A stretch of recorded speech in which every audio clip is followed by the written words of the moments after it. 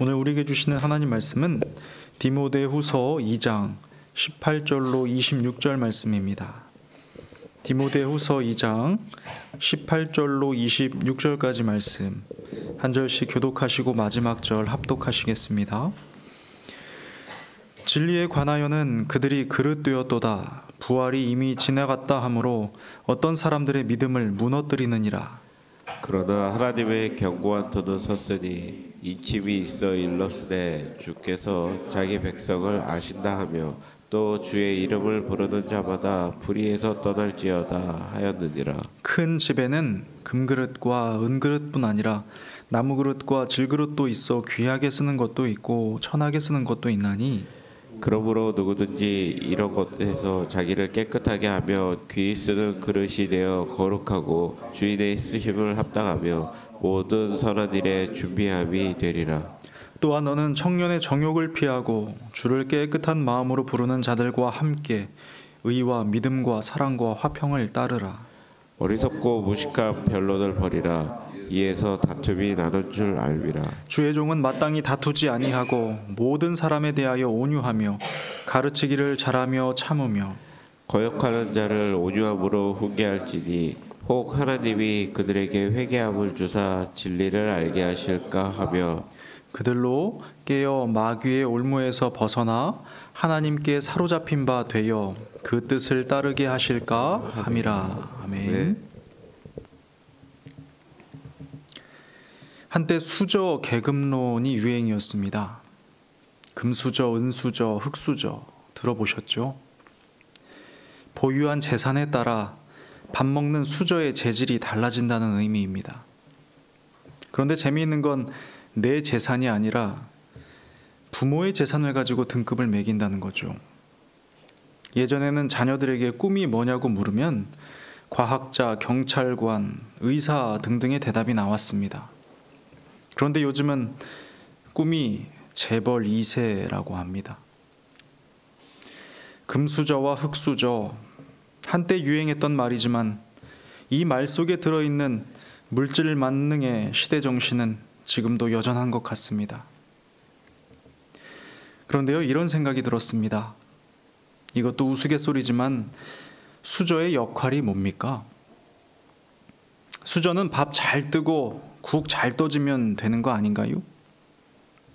어떤 재질이 되었던 상관없이 수저의 역할은 정해져 있고 그 역할을 해내기 위해 필요한 건 재질이 아니라 모양과 청결일 것입니다.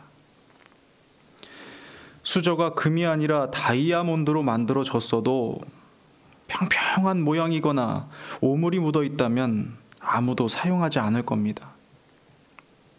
수저로서 만들어진 목적대로 쓰임받지 못한다는 것입니다.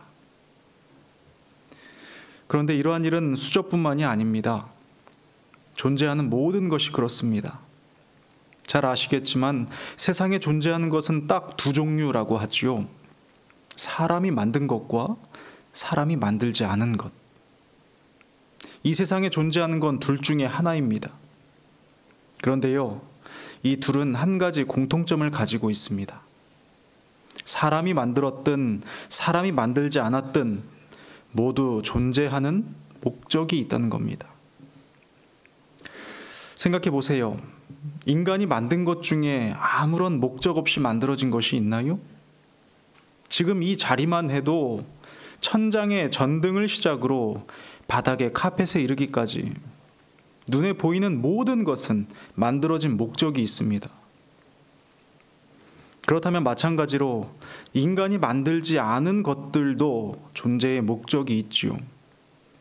비록 인간이 만들지 않았기 때문에 인간이 모두 다 이해할 수는 없지만 저 높은 하늘의 태양빛을 시작으로 두 발로 선 흙바닥에 이르기까지 그리고 그 사이에 존재하는 모든 물질과 생명이 저마다 목적을 가지고 있다는 걸 우리는 압니다.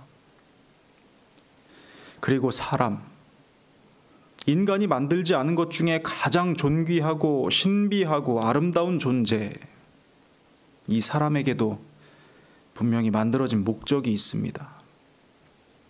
이것을 알고 사는지 모르고 사는지의 차이일 뿐 존재의 목적은 분명히 있지요. 바울 사도는 오늘 본문을 통해 인간을 그릇에 비유하며 그 존재 목적에 대해 이렇게 말씀합니다. 20절입니다. 큰 집에는 금그릇과 은그릇뿐 아니라 나무그릇과 질그릇도 있어 귀하게 쓰는 것도 있고 천하게 쓰는 것도 있나니, 큰 집에는, 온 세상에는 금과 은, 나무와 흙 등 다양한 재질로 만들어진 그릇들, 사람들이 있습니다. 그런데 이 그릇들 중에는 귀하게 쓰이는 것도 있고 천하게 쓰이는 것도 있답니다. 놀랍게도 이 쓰임에는 재질이 전혀 상관이 없는데요. 그 이유는 그릇의 목적이 담는 것에 있기 때문입니다. 그래서 담기 위한 이 그릇들은 깨끗하면 할수록 귀하게 쓰임을 받고요, 더러우면 더러울수록 천하게 쓰임을 받게 됩니다. 21절입니다. 그러므로 누구든지 이런 것에서 자기를 깨끗하게 하면 귀히 쓰는 그릇이 되어 거룩하고 주인의 쓰심에 합당하며 모든 선한 일에 준비함이 되리라. 복잡하고 어려운 이야기가 아닙니다. 그릇처럼 인간 또한 담아내는 존재입니다. 그래서 귀한 것을 담을 만큼 깨끗하다면 귀하게 쓰이는 삶이 되는 것이고, 무엇도 담지 못할 만큼 더럽다면 천하게 쓰이는 삶이 되는 것입니다. 이것을 누가 부정할 수 있을까요? 아무리 보아도 참 귀한 사람이 있고 상종하기 어려운 사람이 있지 않습니까? 누가 봐도 거룩하며 선한 일을 준비하는 사람이 있고 천박하고 더러운 것만 일삼는 사람이 있지 않습니까? 그래서 말씀하고 있는 겁니다. 누구든지 이런 것에서 자기를 깨끗하게 하면 귀하게 쓰인다고 말입니다. 성경이 말씀하는 이런 것이 무엇인지 더 말하지 않아도 알 수 있지만, 말씀 그대로를 통해 좀 더 이해하고자 한다면 먼저 19절입니다. 그러나 하나님의 견고한 터는 섰으니 인침이 되어 일렀으되 주께서 자기 백성을 아신다 하며 또 주의 이름을 부르는 자마다 불의에서 떠날지어다 하였느니라. 여기서 말씀하는 불의를 쉬운 성경은 악으로 번역을 하고 있고요, 또 다른 번역에서는 죄라고 기록합니다. 그러니 다시 읽어보면 주의 이름을 부르는 자마다 죄와 악에서 떠날지어다. 더럽게 만드는 원인을 찾았습니다. 그릇이 사람이 더럽게 되는 이유를 정확히 알겠습니다.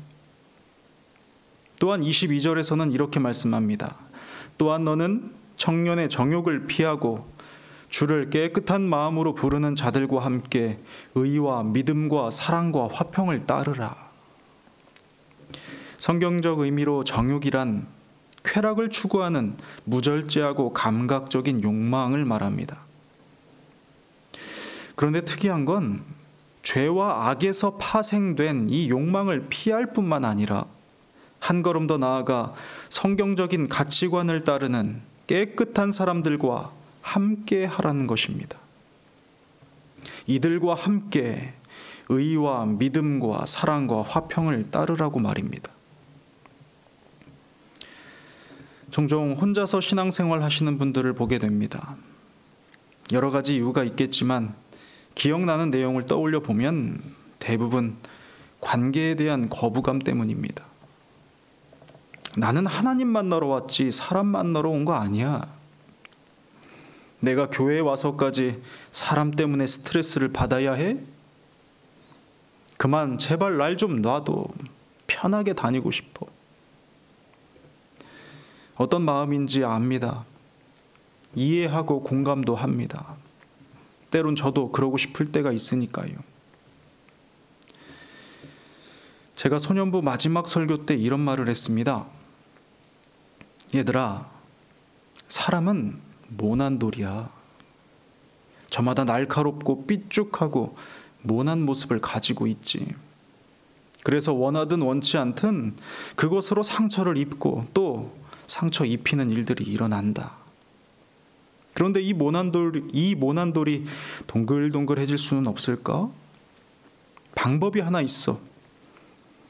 너희들 자갈밭에 왜 모난돌이 없는 줄 알아? 서로 부딪히며 모난 곳이 깎여가기 때문이야. 불편하지. 거슬리지. 너가 날 아프게 한다며 서로 소리치기도 하고 때론 억울해하기도 해. 여기서 벗어나면 이제 힘들 일 없을 거라는 생각도 들고 말이야. 그런데 자갈들은 잘 몰라. 자신도 모르는 사이에 점점 동그래지는 걸 말이야. 여러분, 성경 어디에도 혼자가 좋다고 말하지 않습니다. 하나님께서도 삼위일체의 하나님으로 계시며 태초에 사람을 지으실 때도 사람이 혼자 사는 것이 좋지 아니하니 내가 그를 위하여 돕는 배필을 지으리라고 말씀하셨죠. 뿐만 아니라 두세 사람이 내 이름으로 모인 곳에 주께서 함께 계시겠다고 말씀합니다. 두 사람이면 맞설 수 있고 세 겹줄이면 쉽게 끊어지지 않는다고 기록되어 있지 않습니까? 분명합니다. 우리는 우리이고 함께이고 그렇게 의와 믿음과 사랑과 화평의 길을 갈 수 있습니다. 생각해 보세요. 이 신앙의 여정을 어떻게 혼자 해낼 수 있겠습니까? 사랑하는 여러분, 우리는 오늘 분명히 알았습니다. 쓰임받는 인생이란 재질이 아니라 정결함에 달려 있다는 걸 말입니다. 죄와 악을 피하는 정결한 삶이야말로 지음받은 목적대로 거룩하며 주인의 기쁨이 되며 선한 일에 준비됨을 알았습니다. 그러나 여기가 끝이 아님도 알았습니다. 이 정결한 삶을 목적 삼은 거룩한 무리, 즉 성도들이 함께 신앙의 여정을 이어가야 한다는 걸 알았습니다. 혼자가 아닌 우리로, 홀로가 아닌 함께로 설 때야 비로소 의와 믿음과 사랑과 화평의 길로 나아갈 수 있음을 보았습니다. 그러니 오늘 하루 본 그대로 살아내시길 빕니다. 이 복된 말씀이 이루어지는 삶 되시길 주님의 이름으로 축복합니다. 기도하겠습니다. 하나님, 오늘도 우리로 보게 하시고 알게 하시니 감사합니다.